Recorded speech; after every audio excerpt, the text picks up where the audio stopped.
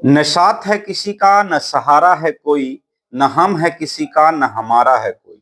नमस्कार, जय हिंद। कैसे हैं आप लोग? आशा करते हैं कि बहुत अच्छे होंगे। बात करेंगे यार बिहार पुलिस 21,391 का फिजिकल को लेकर के। फिजिकल को कुल मिलाकर मैं एनालिसिस लगभग 4 से 5 घंटा रहकर वहां किया हूं।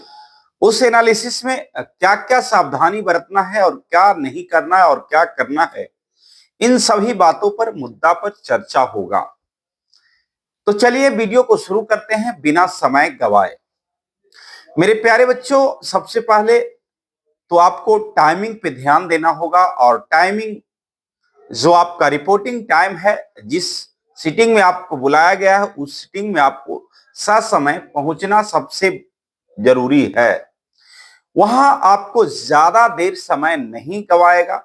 बिना समय गवाए 20 मिनट के अंदर आपको बायोमेट्रिक करवाया जाएगा। बायोमेट्रिक करवाकर आपको चिप बांधा जाएगा पैर में और तुरंत आपको रनिंग के लिए भेज दिया जाएगा।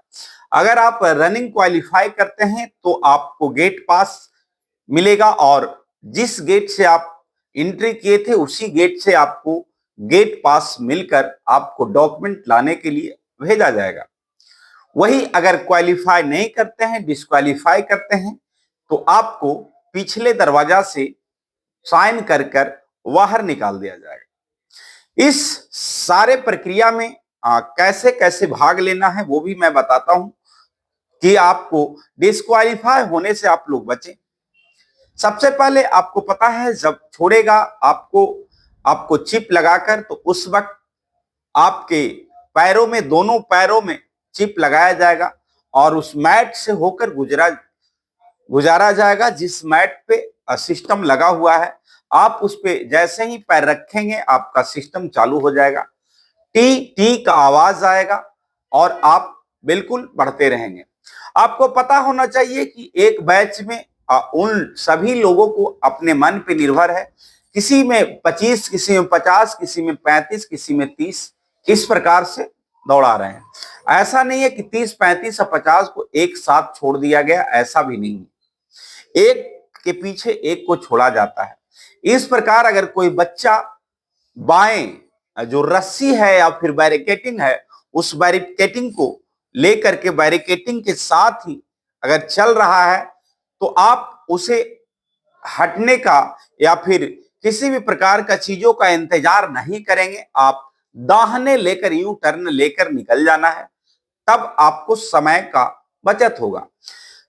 कोशिश करना है कि पैर, जो आप पैर रखते हैं प्रत्येक राउंड में, आपको पैर, दो में से एक पैर उस पर रखा ही जाएगा। दोनों भी रखा सकता है, बट यही सिस्टम के लिए रख दिया गया है कि दो में से एक पैर उस पर रखा जाए। तो पैर रखने का झटके में प्रयास करें। अगर आपको वो जब सूझ जाए, आपको वो दिख जाए क्या आपका जो मैट है वो, तो झटके में उस पर पैर रखने का प्रयास करें। उससे आपको चंद सेकंड बचेगा और चंद सेकंड में चंद नंबर आपसे बिल्कुल दूर हो जाएगा। आपको पता है 40 के अंदर आएंगे तो आपको 10 नंबर की इजाफा है और 40 पार आएंगे तो 10 नंबर का काटा है। तो मेरे प्यारे बच्चों, इसे आप जरूर देखना। बिल्कुल टाइमिंग को, पैर को वहां पे झटका से रखना है और झटका से रखकर आगे की ओर बढ़ना है। किसी को आशा ना देखेंगे कि हम इसको, किसी भी व्यक्ति को या फिर किसी कर्मी को वहां अगर आप टारगेट करते हैं, उनसे पूछते हैं या किसी प्रकार का चीज हो, तो आपका समय आप गवा रहे हैं। किसी भी चीज किसी से पूछना नहीं है। 5 चक्कर बिना रुके, बिना पूछे किसी से।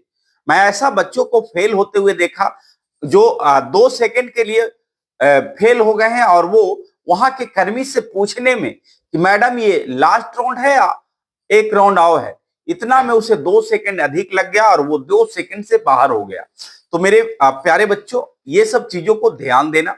बिल्कुल प्रॉपर तरीका से रनिंग करके आ जाना। उसके बाद डीवी, डॉक्यूमेंट वेरिफिकेशन, गेट पास मिलेगा। उसके बाद आप जाएंगे तो प्रॉपर डॉक्यूमेंट वेरिफिकेशन होगा।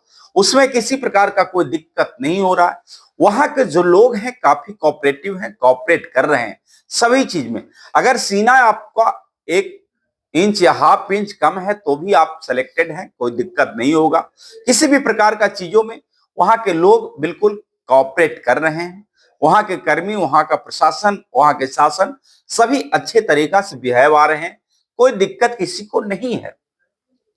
दूसरी बात, अगर आप हाई जंप और लॉन्ग जंप में अपना प्राकृतिक तौर पर जैसे करते थे वैसे करने का प्रयास करना, किसी नए उत्पादन मत करना, नया को आप मत करना, या आपको अगर लगता है कि मैं जैसे करूं वैसे करना, कोई दिक्कत नहीं है। आप सीजर या फिर टाइगर या फिर किसी अन्य प्रकार से आप अगर फानने का कोशिश करते हैं तो फान जाना, किसी प्रकार का कोई रोक ठोक वहां नहीं है।